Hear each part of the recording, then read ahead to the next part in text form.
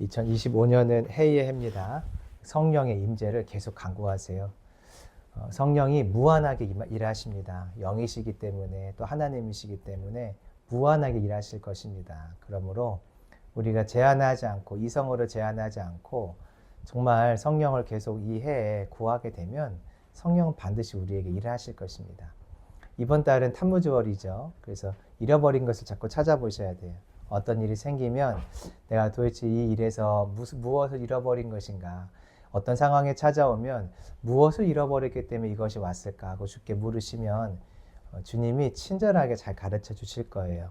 그러면 잃어버린 것을 발견하고 왜인지 이유를 찾고 말씀으로 기둥을 세워서 울타리를 세워서 저와 여러분이 보호받고 또 우리가 그 보호를 점점 나의 가정, 나의 일터, 이 나라, 이 지역으로 넓혀가는 역사가 있기를 소망합니다. 자, 오늘은 남은 자들이 할 일이라는 제목으로 말씀을 전합니다. 범죄한 이스라엘을 하나님께서 심판하세요. 1000명이 군대에 나갔더니 100명이 남고 100명이 군대에 나갔더니 10명이 남습니다. 10은 소돔과 고모라를 하나님이 용서하실 수 있는 의인의 숫자죠. 그러니까 최소한의 숫자가 10입니다. 실제로 10이라는 숫자는 의미를 살펴보면은 하나님의 말씀을 깨닫고 아는 자, 그러니까 의인이 될 수 있겠죠. 하나님께서 전쟁으로 이스라엘을 지금 심판하시는 과정인데 1000을 보냈고 100을 보냈고 10이 결국엔 10을 남기셨다는 거예요. 10만 남았다라고 볼 수도 있지만 10을 남기셨다고도 볼 수 있겠죠. 하나님이 진멸하려고 혼내시려고 보냈는데 10이 남았다면 10을 남기셨다는 것을 볼 수 있어요. 여기서 우리가 하나님의 마음을 알 수 있습니다. 하나님의 마음은 심판을 통해서라도 깨닫는 10명이 이 땅에 준비되는 것이에요. 하나님의 마음은 징계의 자리에 있는 것이 아니라 징계를 통해서 살아나는 자리를 하나님이 이미 보시고 그것을 준비하기를 원하세요. 그러니 이것이 하나님의 마음이라면 먼저 그의 나라와 의를 우리에게 구하라고 하셨으니 이것이 하나님의 마음이라면 이것을 깨달은 자가 뭘 구해야 될까요? 남아있는 자가 결국 깨달은 사람인데 그 깨달은 자, 남아있는 사람이 뭘 구해야 되냐면 하나님, 이 땅에 이와 같이 하나님이 남기실 사람들, 하나님이 준비하실 사람들, 하나님의 뜻을 깨닫는 남은 자들이 이 땅에 더 생기게 해주세요. 이 땅에 여호와를 찾음으로 그런 자들이 이 땅에 남고 회복되고 일어설 수 있도록 도와주세요라고 남은 자가 할 일은 기도하는 것이죠.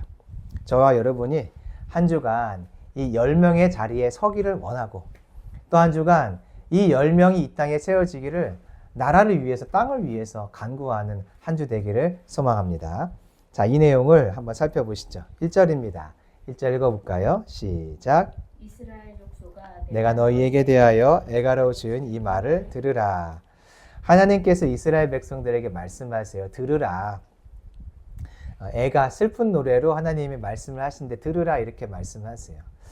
자, 하나님께서 누군가에게 들으라 이렇게 말씀하시는 것은 내 권위 아래로 들어와라 이런 의미가 되겠죠. 왜냐하면 내가 누군가의 말을 듣는 것, 그리고 듣고 그대로 움직인다는 것은 그 사람의 말의 권위, 그 사람이 갖고 있는 권위 아래로 내가 들어간다는 의미가 되잖아요. 그러니까 주님이 이스라엘을 향해서 내 말을 들으라 하시는 것은 너희들 이제 내 권위 아래로 좀 들어와라. 너희들이 지금 내 권위 바깥에 있는데 거기서 내 권위 아래로 들어와라 이렇게 말씀하시는 것이죠. 권위 아래 들어와 교제하자. 자, 2절입니다. 시작. 천여 이스라엘이 엎드러졌으며 다시 일어나지 못하리로다. 자기 땅에 던지우며 일으킬 자가 없으리로다. 이렇게 하나님의 권위를 떠나 있는 이스라엘을 향해서 하나님의 뭐라고 부르세요? 처음에 봤더니 처녀라고 부르시죠. 그 처녀는 남편이 아직 없는 자, 결혼하지 않은 자죠. 성경에서 남편이라는 것은 육신의 남편도 말하지만 우상도 말해요. 남편이 많다, 이것은 우상이 많다라는 의미도 되는 거죠. 많은 신들을 섬겼었다. 근데 하나님이 이스라엘 향해서 뭐라고 말씀하시냐면 너희는 처녀지.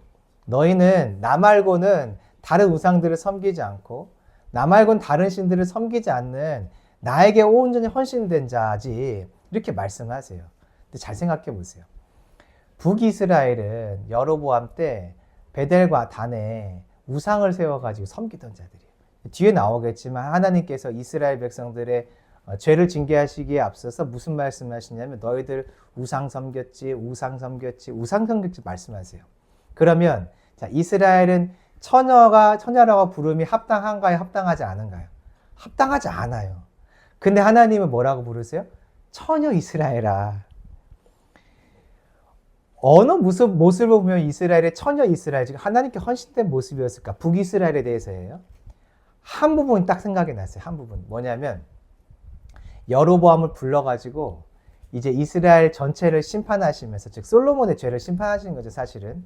르호보암 때에 하나님께서 지파들을 나누셔서 이제 10지파를 이 여로보암에게 주시면서 북이스라엘을 만들게 하시잖아요. 그때 여로보암이 순종했어요.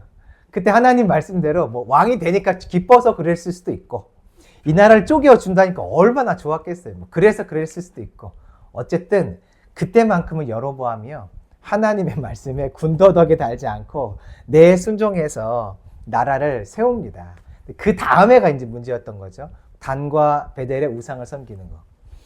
하나님이 북이스라엘을 생각하면 그들의 역사 전체를 놓고 보면 그들은 징계할 만한 범죄만 계속 저지르던 민족이었어요. 그런데 하나님이 그들을 뭐라고 부르시냐면 처녀 이스라엘아. 이거 헌신된 자라는 뜻이거든요. 너희들 나한테 헌신됐지. 한순간이거든요. 한순간. 근데 하나님이요, 지금 이스라엘을 부르실 때 이렇게 부르시는 것이에요. 너희는 나에게 헌신된 자였지.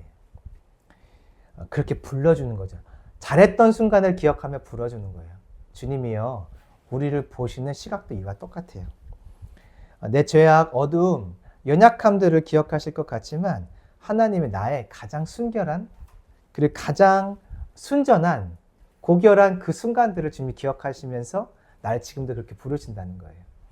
천국을 갔다 왔다, 하나님을 만났다는 어떤 간증들을 들어보면 참 재밌는 이야기들이 반복되는 것을 들을 수가 있어요. 어떤 거냐면 하나님이 나를 보실 때 나의 많은 죄악들의 그 일들을 기억하시면서 나를 보면서 징계하시는 은빛으로 바라보는 게 아니라 그때 내가 잘했던 그 한순간, 그때 내가 순종했던 그 한순간을 보고 계시면서 그것만 기억하신다는 거예요. 성경을 보니까 우리의 죄를 동에서 서가 먼 것 같이 기억하지 않고 멀리 보내신다고 말씀하셨죠. 그러니까 하나님이 우리를 바라보시는 시각이 처녀 이스라엘을 하는 것과 똑같다는 거예요.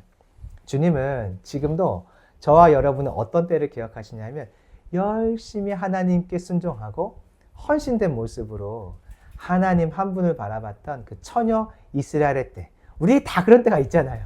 그때를 주님은 지금도 기억하시면서 그때로 돌아오기를 바라신다는 거죠. 그런데 이스라엘은 하나님 이렇게 보시는데 이스라엘은 계속 그 순전한 헌신된 자리에 있지 않고 범죄했어요. 그러니까 주님이 심판하시죠. 그래서 결국 엎드러지는데, 자, 스스로 일어날 수 있나요, 없나요? 2절을 봤더니 일어나지 못해요. 다른 사람들이 일으켜 줄 수 있나요, 없나요? 일으켜 줄 수 없어요. 이스라엘은요, 자기의 죄에서 스스로 빠져나올 수 없고요, 하나님의 징계에서 스스로 다른 사람에 의해서도 빠져나올 수 없어요. 이게 우리 인간의 모습이에요. 인간은요, 하나님의 징계가 임하면 스스로 빠져나올 수 없어요. 그 말은 뭐랑 똑같냐면 내 죄에서 내가 스스로 빠져나올 수 없다는 말이 돼요. 내 죄에서 다른 사람이 나를 빠져나가게 도와줄 수도 없다는 이야기 돼요. 한 주간의 삶을 생각해 보세요. 죄를 지을 때 내가 머릿속으로 다 알잖아요. 근데 그때 내가 머릿속에 있는 그 지식이 작동돼서 죄 짓는 나를 멈출 수 있나요? 안 돼요. 사람들이 와가지고 그러면 안 돼, 그러면 안 돼라고 말해주면 내 죄가 멈춰지나요? 안 멈춰진다고요.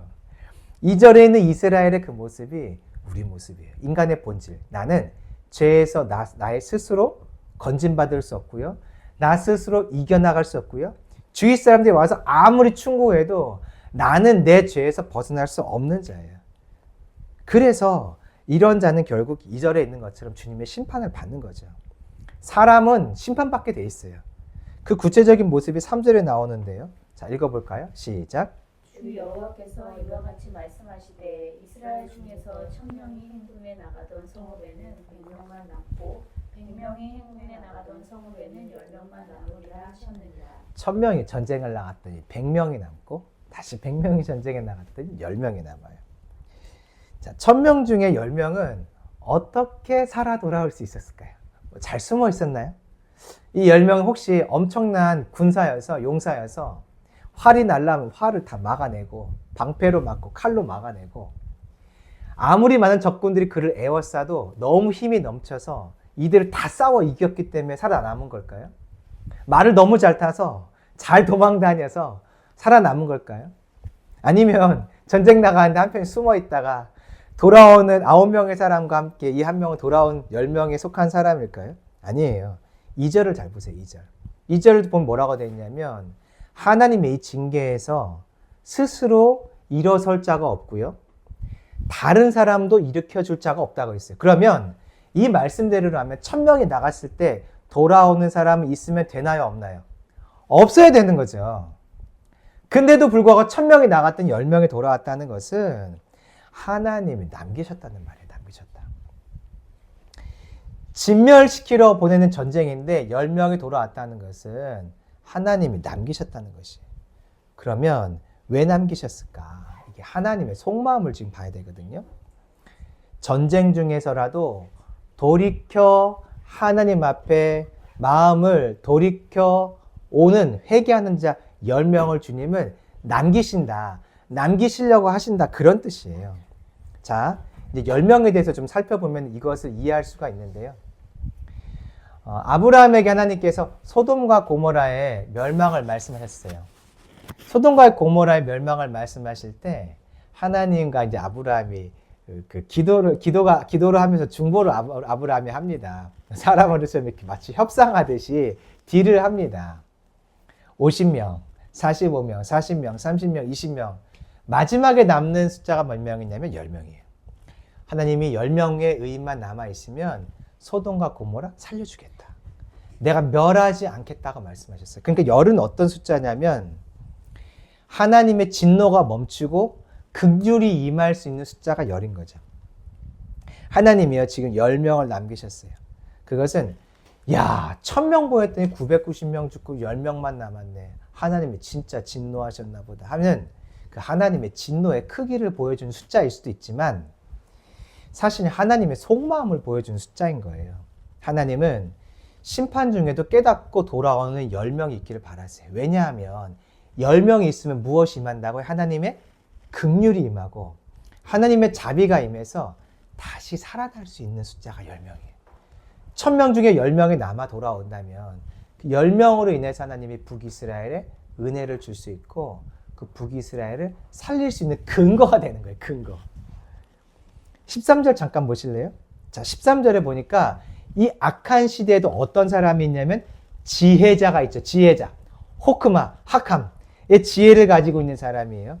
그러니까 지금 이 북이스라엘이 멸망받을 때에도 누가 남아있는 거냐면 지혜자가 남아있는 거예요. 하나님의 마음을 깨닫는 자, 하나님의 마음을 품는 자가 이 땅에 남아있다는 거죠. 하나님은 이런 자를 남기기를 원하세요. 진노 중에라도, 징계 중에라도 이런 자를 남기기를 원하세요. 바로 하나님의 말씀을 깨닫는 사람이에요. 하나님의 말씀을 듣고 가르침 받는 사람은 엄청나게 많아요. 그게 1000명이에요, 1000명. 1000명이라는 뜻은 그런 의미가 있어요. 하나님의 뜻을 듣고 가르침 받는 자. 자, 그런데 그 중에 하나님의 어떤 살아계심을 정말 뭔가 경험하고 느끼는 사람은 많지 않겠죠. 그게 100명이에요. 100이라는 뜻은요, 하나님의 숨결을 느끼는 자예요. 근데 하나님의 숨결을 느끼는 것만으로는 안 돼요. 우리가 뭐 기적을 경험하고 하나님 살아계신가? 라고 생각하는 것만으로는 안 돼요.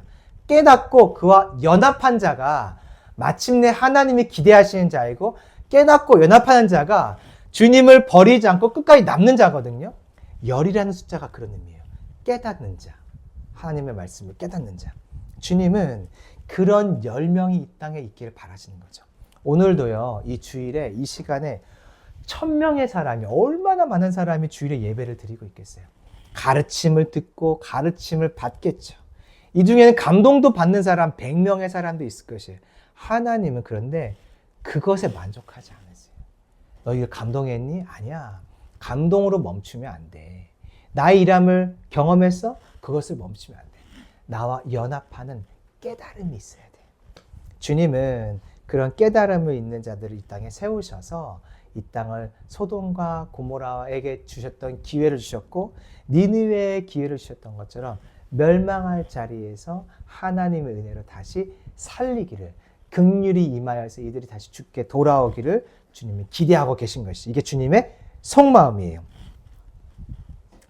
하나님께서 이렇게 속마음, 이런 속마음이 있기 때문에 이제부터 무슨 말씀하시냐면, 자, 산다 이 말씀하세요. 계속 산다. 찾으면 산다. 찾으면 산다. 왜냐하면 속마음이 그것이기 때문에 그래요.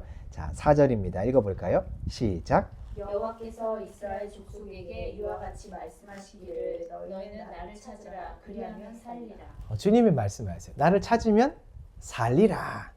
찾는다는 건 뭐냐면 쇼핑하는 그런 거 아니에요. 오늘 한번 내가 쇼핑해 보면서 나한테 맞는 옷 좀 찾아볼까? 아예 없네. 없으면 못 사지 뭐. 그런 게 아니에요. 이것은 보물찾기 생각하시면 돼요. 보물찾기 할 때 아이들은요 필사적으로 해요. 필사적으로. 보물을 찾기 위해서. 그 보물이 적혀있는 쪽지를 찾기 위해서 필사적으로 해요. 어른들은 찾으면 찾고 없으면 말지. 아이들의 마음은 달라요. 아이들은 내가 반드시 숨겨져 있는 쪽지를 밭에서 나무 아래에서 찾는다. 그 찾음이 뭐냐면 여기서 여호와를 찾으라요. 찾을 때까지 찾는 거. 어린애 마음이 아니에요. 못 찾을 수도 있지. 그런 게 아니에요. 찾을 때까지 찾는 것이 찾는 거죠. 그렇게 주님을 찾으라고 말씀하세요. 그러면 산다고 하시죠. 자, 그래서 주님이 이스라엘 백성들에게 이렇게 말씀하세요. 5절. 찾으려면 이렇게 해야 되거든요. 5절입니다. 시작. 베델을 찾지 말며 길갈로 들어가지 말며 브엘세바로도 나아가지 말라. 길갈은 반드시 사로잡히겠고 베델은 비참하게 될 것임이라 하셨나니. 여호와를 전심으로 찾으려면 다른 생각들 하면 안 되잖아요. 그러니까 베델을 찾지 말라. 베델의 우상 보지 말라는 거죠. 길갈로 들어가지 말라. 길갈의 우상 보지 말라는 거예요. 브엘세바로 가지 마라. 브엘세바에서 우상 섬겼거든요. 거기로 가지 마라. 여기 보니까 찾다, 들어간다, 나아간다는 표현들이 있는데요. 이 단어들을 다 살펴보면 하나님과 관련된 표현들이에요. 이게. 여기 하나님을 찾고 하나님께 들어가고 하나님께 나아간다는 의미가 다 포함된 거거든요. 그러니까 사람들이 하나님께 가야 될 그 마음들, 그런 마음들을 가지고 그런 모습들을 가지고 우상에게 나가고 있는 거죠. 주님이 말씀하시는 것이 나를 찾아라. 그러려면 우상을 다 정리해야 돼. 안 그러면 결국 비참하게 돼. 베델처럼 비참하게 되고요. 우상들처럼 사로잡히고 비참하게 됩니다. 주님이 다시 말씀하세요. 6절입니다. 시작. 너희는 여호와를 찾으라 그리하면 살리라. 그렇지 않으면 그가 불같이 요셉의 집에 임하여 멸하시리니 베델에서 그 불들을 끌 자가 없으리라. 여호와를 찾으라. 내게 돌아오라 말씀하세요. 그렇지 않으면 불같이 요셉의 집에 임하여 멸하신대요. 자, 요셉은 두 자녀가 있었어요. 에브라임과 므낫세. 이스라엘은 12지파가 있어요. 12지파에 이 두 자녀가 두 지파를 차지합니다. 그래서 요셉은 어떤 의미가 있냐면 하나님의 복이 더해진다예요. 원래는 한 사람이 한 지파예요. 한 사람이 한 지파. 에브라임이 한 지파. 르우벤이 한 지파. 이런 식으로 한 지파 야곱의 12아들이 한 사람이 한 지파를 차지해야 되는데 요셉에게는 두 지파를 주셨어요. 그래서 요셉하면 어떤 의미냐면 더해진다. 복이 더해지는구나. 자, 그런데 요셉의 집에 무엇이 더해지냐면 불이 더해져요. 불. 복이 더해져야 될 집에 하나님의 심판이 더해지네요. 그러면 끌 자가 없대요. 베델에 하나님이 불을 보내셨더니 불을 끌 자가 없대요. 베델이 뭡니까? 하나님의 집이에요. 자, 하나님의 집을 어떻게 이 단어를 이해하면 좋냐면 두꺼봐 헌집 줄게. 이거 생각하시면 돼요.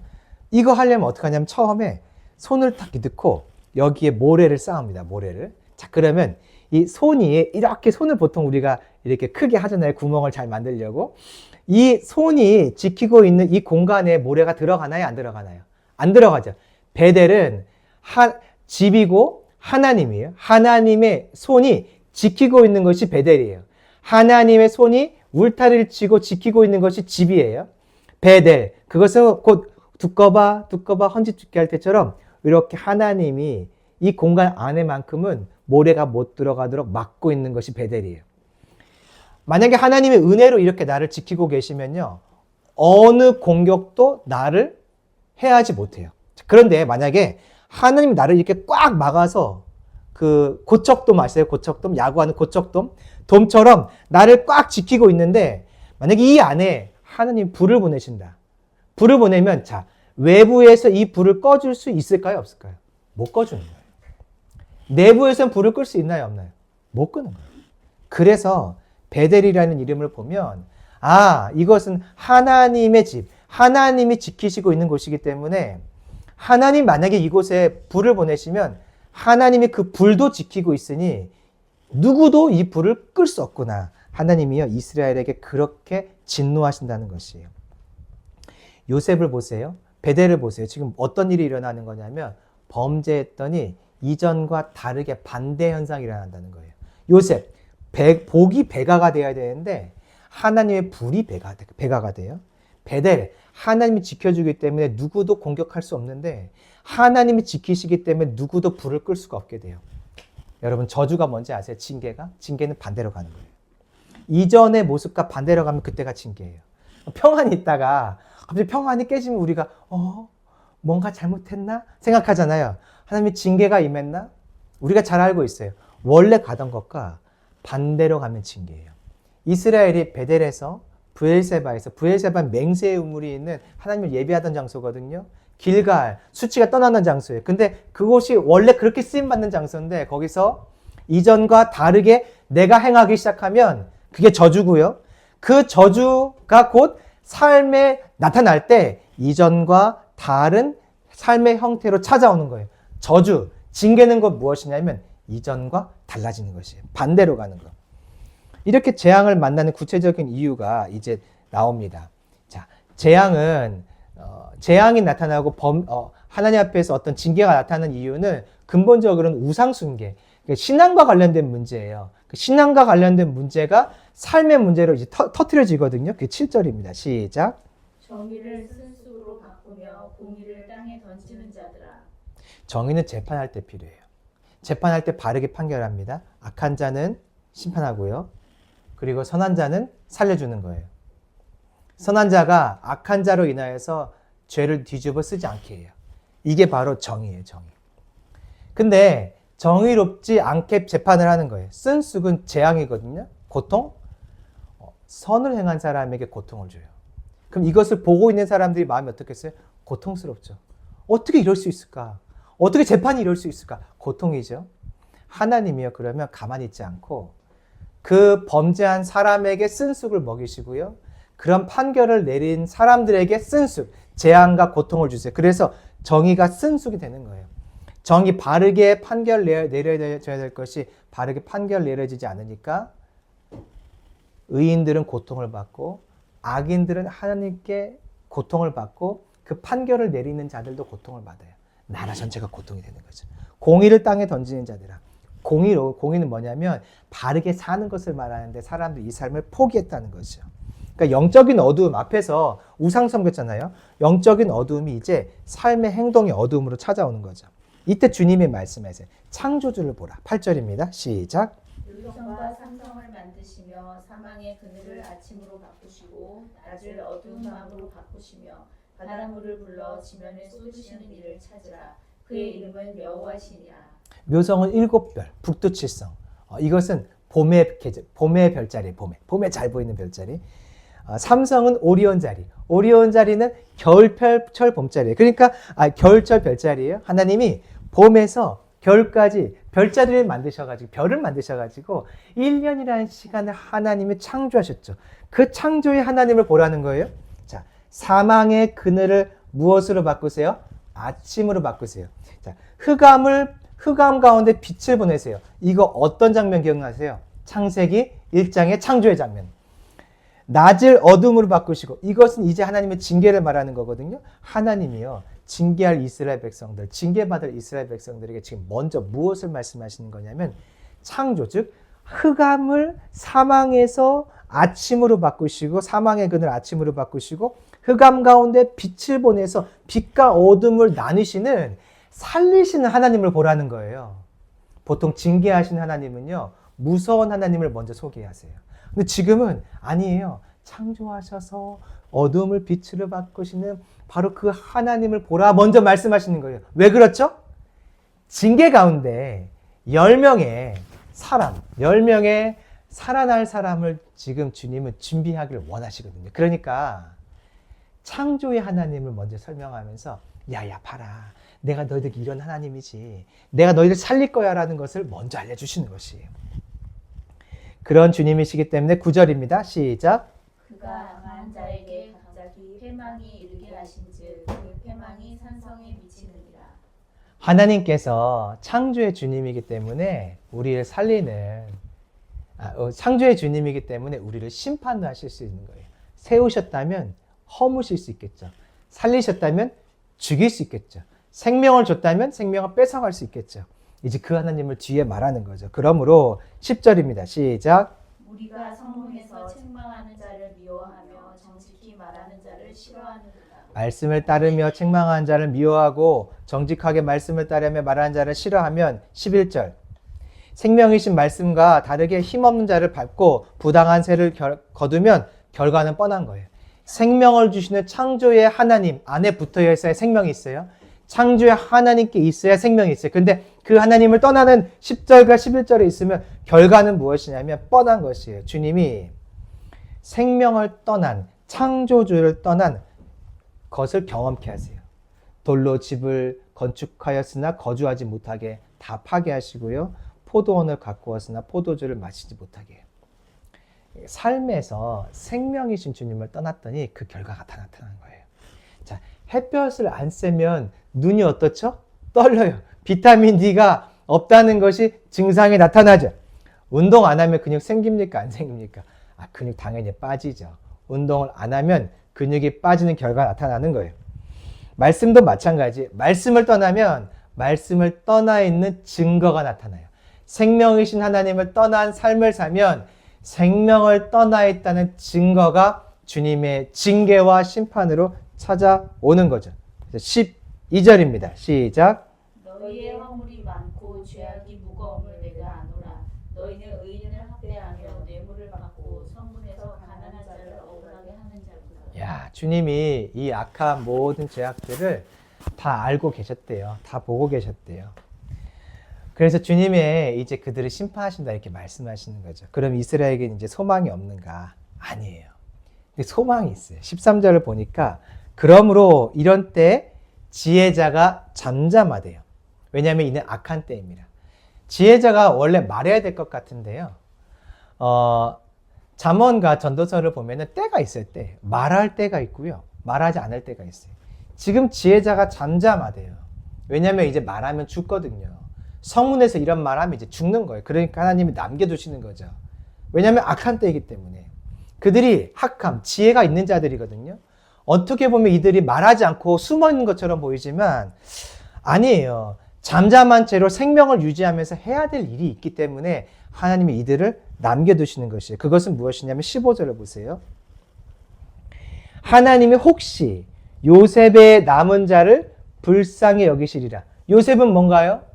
2배의 복이 있는 자. 하나님의 복이 더해지는 자. 그런 이스라엘을 향한 바라보신 주님의 마음이 드러나죠. 그래서 이스라엘이라고 말하지 않고 요셉이라고 말하는 거예요. 불쌍히 여기시리라. 이게 하나님의 기대예요, 기대. 하나님은 그들을 불쌍히 여기시기를 원하고 계시다는 것을 보여주죠. 그래서 이 잠잠한 자, 이 지혜 있는 자들이 해야 될 것들이 있어요, 남아서. 그것은 하나님 이 땅에 긍휼 주시길 원하시죠? 그럼 주님의 긍휼이 임할 수 있는 10명을 이 땅에 세워주세요. 이 땅에 10명을 준비시켜주세요. 이 땅에 10명이 세워지게 해주세요를 침묵하면서 기도하는 거예요. 지금은 가서 말할 때가 아니라 잠잠한 가운데 이 중보의 기도로 전쟁에 1000명이 나갔을 때 그들의 동료들이 죽어가는 그 모습 현장 속에서 주님이 징계하시는구나 깨닫고 돌아올 10명, 회개할 10명이 필요하기 때문에 이들이 잠잠한 가운데에서 중보하며 그들이 다시 돌아오도록 10명의 사람들이 세워지도록 간구해야 되는 것이죠. 3절 보세요. 2절 보세요. 어느 누구도요, 자기 힘으로 이 고난과 고통 가운데 돌아올 수가 없어요. 어느 누구도 죄 가운데 돌아올 수 없어요. 그래서 4절부터 주님 말씀하시잖아요. 찾아오라, 찾아오라, 찾으라. 그러면 살리라. 하나님께서 이 지혜자들을 남겨놓으신 목적이 있어요. 그것은 하나님을 찾는 자들이 있어야 결국 찾는 자들이 생겨요. 하나님을 찾고 있어야 찾는 자들이 생길 수 있는 거예요. 남은 자가 있어야 남은 자가 생기는 거예요. 다니엘과 같은 자가 있어야 돌아올 자가 있고요. 요시야와 같은 자가 종교개혁을 일으켜줘야 또 남는 자들이 그때 세워지는 거죠. 한 사람의 찾는 자가 있어야 또 다른 찾는 자가 세워질 수 있어요. 그래서 주님은 이 남는 자들을 통해서 끝까지 중보하며 기도하는 것을 원하시는 것이, 그렇게 이 땅에 하나님의 사람들이 세워지기를 바라시는 것이죠. 자, 우리 같이 오늘 이 말씀을 좀 정리했으면 좋겠어요. 지혜자가 해야 될 일이 있어요. 지혜자. 핍박의 때에서 숨어 있어야 돼요. 숨어 있어요. 말씀과 사명을 자기 안에 담아내고서 다른 사람들이 이 말씀과 생명을 담아내어 주님을 찾는 자들이 될 수 있도록 기도하는 것이 지혜자들, 남는 자들이 할 일인 것입니다. 이게 사람의 힘으로 절대 안 되거든요. 그래서 4절부터 끊임없이 찾는 것이죠. 여호와를 찾는 것. 내가 찾으면 그렇게 여호와를 찾는 자가 생겨요. 이번 주 이 말씀을 가지고 우리가 무엇을 해야 될까 생각을 해봤어요. 우리가 먼저 남는 자가 되기를 간구했으면 좋겠어요. 주님, 내가 남는 자이기를 원합니다. 거룩하게 남아있는 자가 되기를 원합니다. 두 번째는요, 나라를 위해 기도했으면 좋겠어요. 이 땅에 남는 자가 세워지도록 기도했으면 좋겠습니다. 뉴스를 봤더니 몇몇 교회 담임 목사님들이 압수수색을 당한 건지 당한다고 하는 건지, 어쨌든 우리가 알고 있는 그 큰 교회 담임 목사님들이 어떤 정치적인 사건들과 관련해서 압수수색을 받은 건지 받는다는 건지 어쨌든 영상이 지금 올라와 있어요. 뉴스가 많이 올라와 있어요. 교회가 핍박받는 시대로 들어간 것 같아요. 그분들이 어떤 잘못을 저질러서 그럴 수도 있겠죠. 어쨌든 교회가 바른 방향에 서 있지 않으면 결국 교회는 잘못된 일을 하기도 하고 잘한 일을 하고, 그래서 어쨌든 핍박을 받는 자리에 들어가요. 잘못해도 핍박을 받는 자리로 들어가고 잘해도 핍박을 받는 자리에 들어가요. 잘못을 하는 이유는 영적으로 주님 앞에 깨어있지 못하기 때문에 잘못을 하겠죠. 어찌됐든 교회가 핍박의 시대에 지금 들어가는 것 같아요. 그래서 우리가 더 기도해야 될 것 같아요. 1000명이 전쟁에 나가서 10명만 남으면 결국 다시 이 나라가 서거든요. 우리 대한민국에 하나님 이 10명 이 주간에 세워주세요. 이 주간에 이 10명 남아있는 자들 주님 일으켜 주세요라고 우리가 한 주간 기도했으면 좋겠습니다.